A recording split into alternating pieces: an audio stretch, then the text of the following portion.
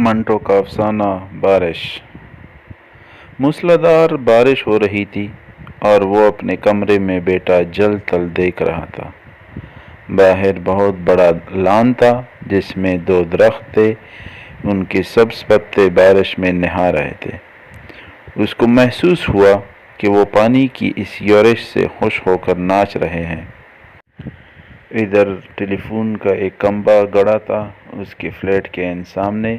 یہ بھی بڑا مسرور نظر آتا تھا، حالانکہ اس کی مسرت کی کوئی وجہ معلوم نہیں ہوتی تھی۔ اس بے جان شے کو بھلا مسرور کیا ہونا تھا؟ لیکن تنویر نے، جو کہ بہت مغموم تھا، یہی محسوس کیا کہ اس کے آس پاس جو بھی شے ہے خوشی سے ناچ گا رہی ہے۔ ساون گزر چکا تھا اور باران نے رحمت نہیں ہوئی تھی۔ لوگوں نے مسجدوں میں اکٹھے ہو کر دعائیں مانگی، مگر کوئی نتیجہ برآمد نہ ہوا۔ بادل آتے اور جاتے رہے، مگر ان کے تنوں سے پانی کا ایک قطرہ بھی نہ ٹپکا۔ آخر ایک دن اچانک کالے کالے بادل آسمان پر گر آئے اور چاجو پانی برسنے لگا۔ تنویر کو بادلوں اور بارشوں سے کوئی دلچسپی نہیں تھی۔ اس کی زندگی چٹیل میدان بن چکی تھی، جس کی منہ میں پانی کا ایک قطرہ بھی کبھی کسی نے نہ ٹپکایا ہو۔ 2 برس پہلے اس نے ایک لڑکی سے، جس کا نام ثریا تھا، محبت کرنا شروع کی، مگر یک طرفہ محبت تھی۔ ثریا نے اسے درخور اعتنا ہی نہ سمجھا۔ ساون کے دن تھے، بارش ہو رہی تھی۔ وہ اپنی کوٹھی سے باہر نکلا، جانگیا پہن کر کے نہائے اور بارش کا لطف اٹھائے۔ آم بالٹی میں پڑے تھے، وہ اکیلا بیٹا انہیں چوس رہا تھا کہ اچانک اسے چیخے اور کہکہے سنائی دیے۔ اس نے دیکھا کہ ساتھ والی کوٹھی کے لان میں 2 لڑکیاں بارش میں نہا رہی ہیں اور خوشی میں شور مچا رہی ہیں۔ اس کی کوٹھی اور ساتھ والی کوٹھی کے درمیان صرف ایک جھاڑیوں کی دیوار حائل تھی۔ تنویر اٹھا، آم کا رس چوستے ہوئے وہ باڑ کے پاس گیا اور غور سے ان دونوں لڑکیوں کو دیکھا۔ دونوں مہین ململ کے کرتے پہنے تھی جو ان کے بدن کے ساتھ چپکے ہوئے تھے۔ شلوار چون کے لٹے کی تھی، اس لیے تنویر کو ان کے بدن کے نچلے حصے کی صحیح حد و حال کا پتہ نہ چل سکا۔ اس نے پہلے کسی عورت کو ایسی نظروں سے کبھی نہیں دیکھا تھا جیسا کہ اس روز جبکہ بارش ہو رہی تھی اس نے ان دونوں لڑکیوں کو دیکھا۔ دیر تک وہ ان کو دیکھتا رہا جو بارش میں بھیگ بھیگ کر خوشی کے نعرے بلند کر رہی تھی۔ تنویر نے ان کو پہلے کبھی نہیں دیکھا تھا، اس لیے کہ وہ طبعاً کچھ اس قسم کا لڑکا تھا کہ وہ کسی لڑکی کو بری نظر سے دیکھنا گناہ سمجھتا تھا، مگر اس نے اس روز بڑی للچائی نظروں سے ان کو دیکھا ہی نہیں بلکہ ان کی گیلے بدن میں انگارہ بن کر برمے کی طرح چیت کرتا رہا۔ تنویر کی عمر اس وقت 20 برس کے قریب ہوگی۔ نا تجربہ کار تھا۔ زندگی میں اس نے پہلی مرتبہ جو جوان لڑکیوں کے شباب کو گیلی ململ میں لپٹے دیکھا تو اس نے یوں محسوس کیا کہ اس کے خون میں چنگاریاں دوڑ رہی ہیں۔ اس نے ان لڑکیوں میں سے ایک کو منتخب کرنا چاہا۔ دیر تک وہ غور کرتا رہا۔ ایک لڑکی بڑی شریر تھی، دوسری اس سے کم۔ اس نے سوچا شریر اچھی رہے گی جو اس کو شرارتوں کا سبق دے سکے۔ یہ شریر لڑکی خوبصورت تھی، اس کے بدن کے اعضاء بھی بہت مناسب تھے۔ بارش میں نہاتی جل پری معلوم ہوتی تھی۔ تھوڑی دیر کے لیے تنویر شاعر بن گیا۔ اس نے کبھی اس طور پر نہیں سوچا تھا، لیکن اس لڑکی نے، جس کا کرتا دوسری کی مقابلے میں بہت زیادہ مہین تھا، اس کو ایسے شعر یاد کرا دیے جن کو عرصہ ہوا بھول چکا تھا۔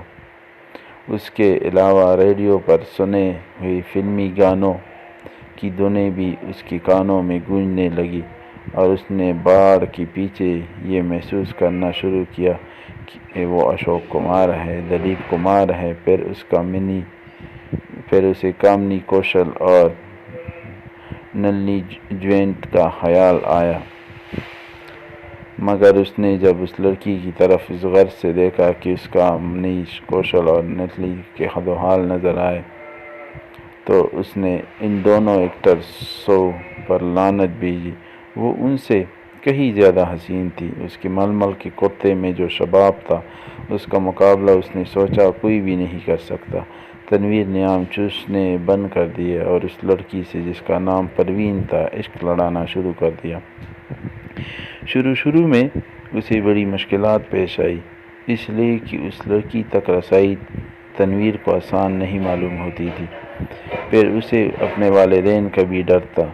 اس کے علاوہ اسے یہ بھی یقین تھا کہ وہ اس سے ملاقات نہیں کر سکے گی۔ بہت دیر تک وہ انہی الجھنوں میں گرفتار رہا۔ راتیں جاگتا، جھاڑیوں کی پست جھاڑ کے پاس جاتا، مگر وہ نظر نہ آتی۔ گھنٹوں وہاں کھڑا رہتا اور وہ بارش والا منظر جو اس نے دیکھا تھا آنکھیں بند کر کے ذہن میں دہراتا رہتا۔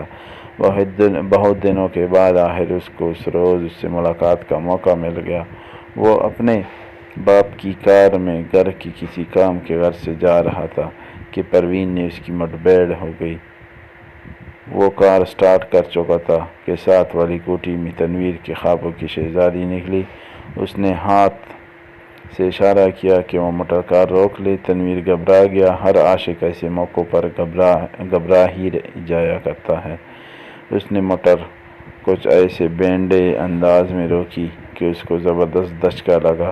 اس کا سر زور سے اسٹیئرنگ وہیل کے ساتھ ٹکرایا، مگر اس وقت وہ شراب کے نشے سے زیادہ مخمور تھا۔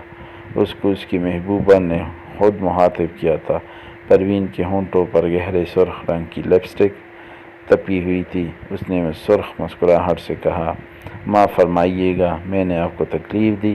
بارش ہو رہی ہے، تانگہ اس دور دراز جگہ ملنا محال ہے اور مجھے ایک ضروری کام سے جانا تھا۔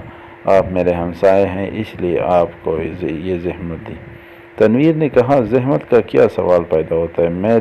میں تو اس کی زبان لڑکھڑا گئی۔ آپ سے میرا تعارف تو نہیں، لیکن آپ کو ایک بار دیکھا تھا۔ پروین اپنی سرخ مسکراہٹوں کے ساتھ کار میں بیٹھ گئی اور تنویر سے پوچھا، آپ نے مجھے کب دیکھا تھا؟ تنویر نے جواب دیا، آپ کی کوٹھی کے لان میں، جب آپ اور آپ کے ساتھ ایک اور لڑکی بارش میں نہا رہی تھی۔ پروین نے اپنے گہرے سرخ لبوں میں سے چیخ نما آواز نکالی، ہائے، آپ دیکھ رہے تھے؟ یہ گستاخی میں نے ضرور کی، اس کے لیے معافی چاہتا ہوں۔ پروین نے ایک ادا کے ساتھ اس سے پوچھا، آپ نے دیکھا کیا تھا؟ یہ سوال ایسا تھا کہ تنویر اس کا جواب نہیں دے سکتا تھا۔ آئے بائیں شائع کر کے رہ گیا۔ جی کچھ نہیں، بس آپ کو، میرا مطلب ہے کہ دو لڑکیاں تھیں جو بارش میں نہا رہی تھی اور خوش ہو رہی تھی۔ میں اس وقت آم چوس رہا تھا۔ پروین کی گہرے سرخ لبوں پر شریر مسکراہٹ پیدا ہوئی۔ آپ آم چوستے کیوں ہیں؟ کاٹ کر کیوں نہیں کھاتے؟ تنویر نے موٹر سٹارٹ کر دی۔ اس کی سمجھ میں نہ آیا کہ اس سوال کا کیا جواب دے، چنانچہ وہ گول کر گیا۔ آپ کو میں کہاں ڈراپ کر دوں؟ پروین مسکرائی، آپ مجھے کہیں بھی ڈراپ کر دے، وہی میری منزل ہوگی۔ تنویر نے یوں محسوس کیا کہ اسے اپنی منزل مل گئی ہے۔ لڑکی جو اس کے پہلو میں بیٹھی ہے اب اسی کی ہے، لیکن اس میں اتنی ضرورت نہیں تھی کہ اس کا ہاتھ دبائے یا اس کی کمر میں ایک دو سیکنڈ کے لیے اپنا بازو حمائل کرے۔